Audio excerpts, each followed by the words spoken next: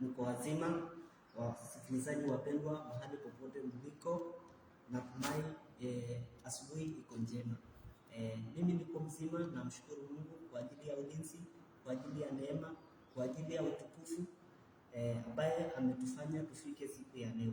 Wiki iliyopita hatukupata nafasi kushiriki pamoja katika neno la Mungu kwa sababu ya pilika ama kazi yenye ilikuwa huko shuleni. Tumekuwa na conference siku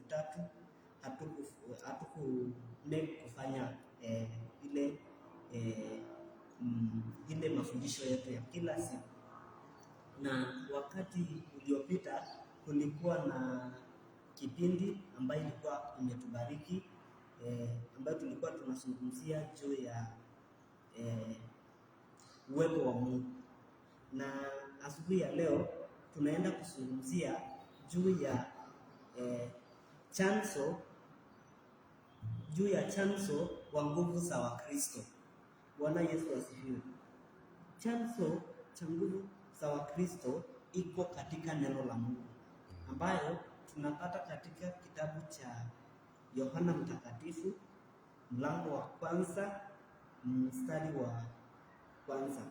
Neno la Mungu ndio chanzo cha nguvu za Wakristo. Kumbuka ya kwamba Yesu Kristo mwana wa Mungu alimshinda shetani kupitia neno la Mungu. Alikuwa ana quote Biblia akisema imeandikwa. So hata sisi katika maisha tuliko tunashinda ulimwengu tulio kwa kutumia neno la Mungu, ambaye ndio chanzo cha nguvu za Wakristo. Tunapata katika kitabu cha Yohana Mtakatifu mlango wa 1 na mstari wa 1, ambaye inasema in the beginning was the Word, and the Word was with God, and the Word was God. Hapo mwanzo kulikuwa na neno, na neno ilikuwa ni Mungu. Hapo mwanzo kulikuwa na neno, na neno ilikuwa ni Mungu. So neno la Mungu tunapotumia, kuna nguvu za Mungu ndani ya neno la Mungu, ambayo tukitamka kwa imani inafanya kazi. Inafanya kazi ndani yetu. Hapo mwanzo kulikuwa na neno, na neno ilikuwa ni Mungu, na neno ilikuwa pamoja na Mungu. Hata wakati Mungu alikuwa anaumba ulimwengu, alikuwa anatumia neno lake. Alikuwa anasema kupitia neno lake, kinywa chake, alikuwa anasema liwe na likawa. Akatenganisha vitu kupitia neno. So neno la Mungu liko na nguvu, wapendwa. Tuangalie katika kitabu cha Zaburi mlango wa 119 mstari wa 130. Zaburi 119 mstari wa 130 inasema hivi: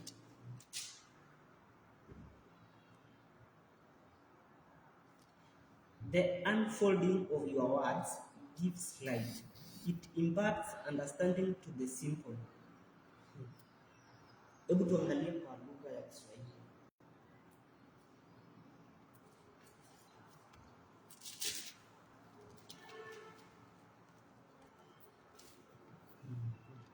Zaburi 119 mstari wa 130 inasema hivi: kuingia kwa maneno yako kunaleta nuru, kunampa mjinga ufahamu. Kuingia kwa maneno yako kunaleta nuru, kunampa mjinga ufahamu. Bwana asifiwe. So neno la Mungu ni nuru. Neno la Mungu ni kitu muhimu sana. Hata mtu ambaye hajielewi ama hafahamu kupata maarifa. So neno la Mungu ndio kila kitu, na tunachanganya neno na imani ili ipate kufanya kazi ndani yetu. Tupate katika kitabu cha Luka Mtakatifu, ambayo hapa ndio Yesu anakutana na ibilisi shetani wakijibizana ama kuongea, na Yesu hakuwa anatumia kitu kingine kumshinda shetani, bali ni neno la Mungu. Tuangalie katika kitabu cha Luka Mtakatifu mlango wa 4 mstari wa 12.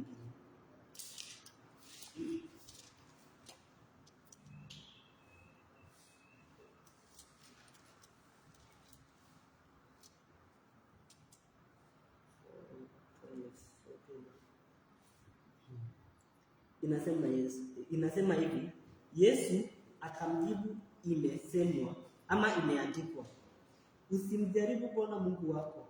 Ibilisi alipomaliza kila jaribu, akamwacha Yesu mpaka wakati mwingine ufaao. Bwana asifiwe. So Yesu alikuwa anatumia neno la Mungu. Kumbuka Yesu ni mwana wa Mungu, lakini bila kutumia neno la Mungu hawezi mshinda shetani. Naye mpendwa msikilizaji, hata ibilisi shetani anajua neno la Mungu, lakini kupitia Roho Mtakatifu na nguvu za Mungu utamshinda, kwa sababu unamwambia imeandikwa. Imeandikwa. Hata hali ukinenea hali yenye unapitia changamoto, kupitia neno la Mungu utaishinda. So hapa Yesu anamwambia shetani, imeandikwa, usimjaribu Mungu wako. Usimjaribu Mungu wako. Shetani akakosa la kufanya, akakosa la kusema, kwa sababu amejua ya kwamba Yesu anatumia neno la Mungu, ambaye ni nguvu. Ndio nguvu ya Wakristo.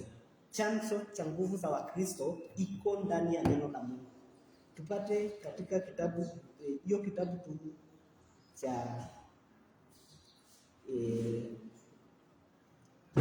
tu cha Luka Mtakatifu mlango wa 8 mstari wa 8. Turudi kidogo, ilikuwa ni 12, tuangalie 8 unasema. Yesu akamjibu, imeandikwa, mwabudu Bwana Mungu wako na umtumikie yeye peke yake. Ya kwamba Yesu hapa wanakutana tu na ibilisi, akamwambia imeandikwa, tusiabudu miungu zingine, tusimtumikie miungu zingine, bali ni Mungu aliyetuumba, ambaye kupitia neno lake tunapata nuru, ambaye kupitia neno lake tunapata utukufu, ambaye kupitia neno lake tunapata nguvu ya kushinda kila kitu yenye tunaambatana nayo katika maisha yetu. So Yesu hakung'ang'ana ama hakuwa anaangalia mahali ingine, lakini ni neno la Mungu. Kumbuka Yesu alikuwa na nguvu kwa sababu ni mwana wa Mungu na ni Mungu.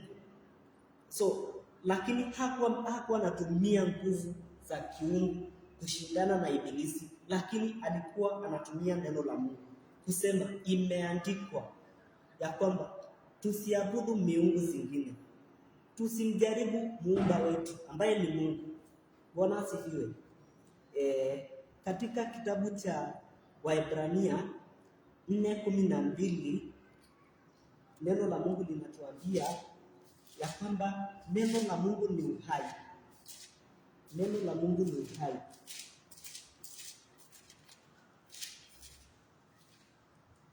Neno la Mungu ni uhai.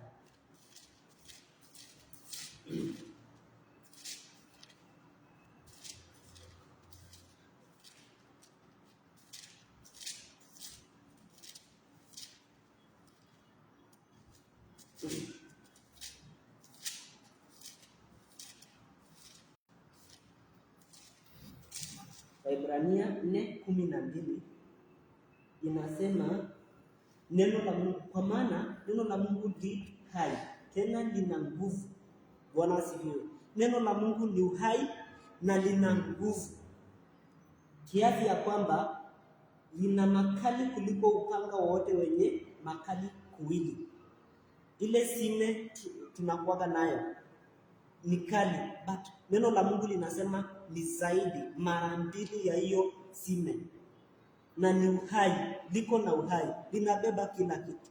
Kama ni ugonjwa tunainenea kwa jina la Yesu na inatoweka. Kama ni mapepo tunanenea kwa jina la Yesu na linaondoka. Hali tunainenea kwa jina la Yesu na inaondoka. Inasema lina makali kuliko upanga wowote wenye makali kuwili, hivyo linachoma hata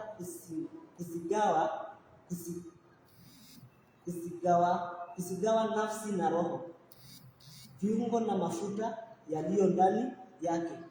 Tena li jepesi kuyatambua mawazo na makusudi ya moyo. Bwana asifiwe.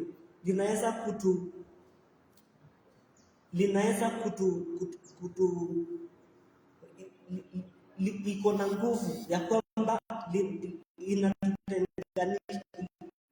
inaweza kufanya kazi ndani yetu ni kali kuliko hiyo upanga ama sime. Vile inasema hapa linaweza kata na kukata mara mbili. Bwana asifiwe.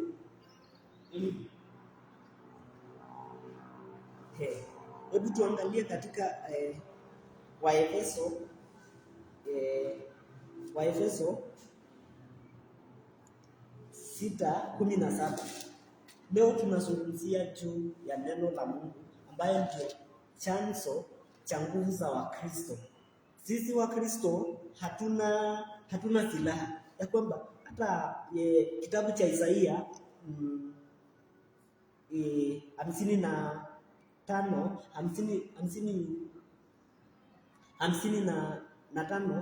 inasema 17 ya kwamba hakuna silaha itakayotumwa dhidi yetu Wakristo ama watu ambao wanaitanishwa na jina la Mungu inaweza fanya kazi kwa neno la Mungu. Wakirusha, tunarusha kupitia neno la Mungu. Bwana asifiwe. Tuangalie hiyo kitabu cha Waefeso 6:17.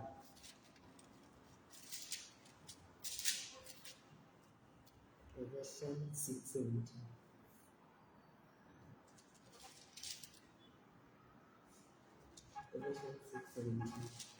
Inasema hivi: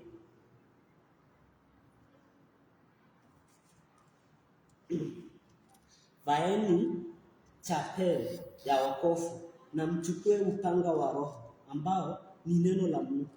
Bwana Yesu asifiwe. Sisi wa Kristo silaha yetu ni neno la Mungu.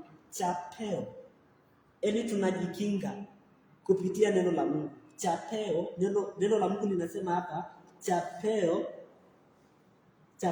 ya wokovu na mchukue upanga wa Roho ambao ni neno la Mungu. Neno la Mungu ndio upanga wetu. Sisi hatuchukui bunduki, sisi hatuchukui panga, lakini tuko na imani kupitia neno la Mungu, na kila kitu tunaponena inafanya kazi. Na neno la Mungu likatuambia katika kitabu cha Waebrania 4:2 ya kwamba tuchanganye neno la Mungu na imani ili ipate kufanya kazi, ili ipate kuleta matokeo, results zinatoka tukichanganya imani na neno la Mungu. Bwana asifiwe. Katika neno la Mungu kitabu cha Deuteronomy ama Kumbukumbu la Torati 28 mstari wa kwanza hapo na kuteremka, inasema ukitii sauti ya Bwana na kufanya kulingana na maagizo yake, baraka zote zitakuja juu yako. Kulitii sauti ya Bwana, na sauti ya Bwana ni kulitii hili neno la Mungu, kufanya kazi ya Mungu kulingana, kutoa matoleo kulingana vile Malakai inasema 8 ya kwamba tusitoe matoleo, tumtolee Bwana matoleo ili tupate kubarikiwa. Kila kitu inafanyika kulingana na neno la Mungu. Hakuna vile tutatoka ndani ya neno la Mungu na lisifanye kazi. Ikatuambia katika kitabu cha Ayubu 36:11 ya kwamba wale ambao wanaofanya kazi ya Mungu na kumtumikia Mungu kwa roho na ukweli, ufanisi itakuwa portion katika maisha yao, itakuwa katika maisha yao, hawatawahi aibika. Job 36:11, Ayubu 36 mstari wa 11. Job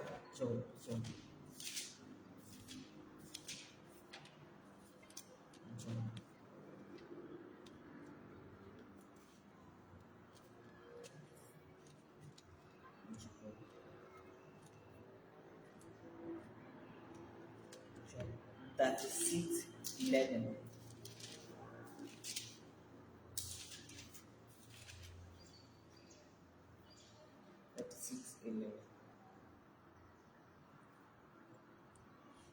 If they listen and serve him, they complete their days in prosperity and their years in pleasantness.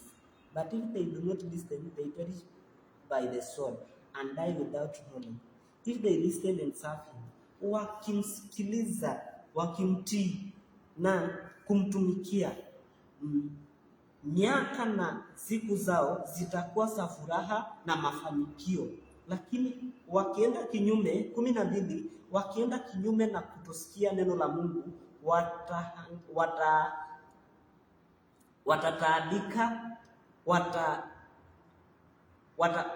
wataisha kupitia sime, watamalizika kwa sababu ya kutotii neno la Mungu. So tunapotii neno la Mungu, tutaishi katika uzima, tutaishi katika ufanisi, tutaishi maisha yenye inampendeza Mungu.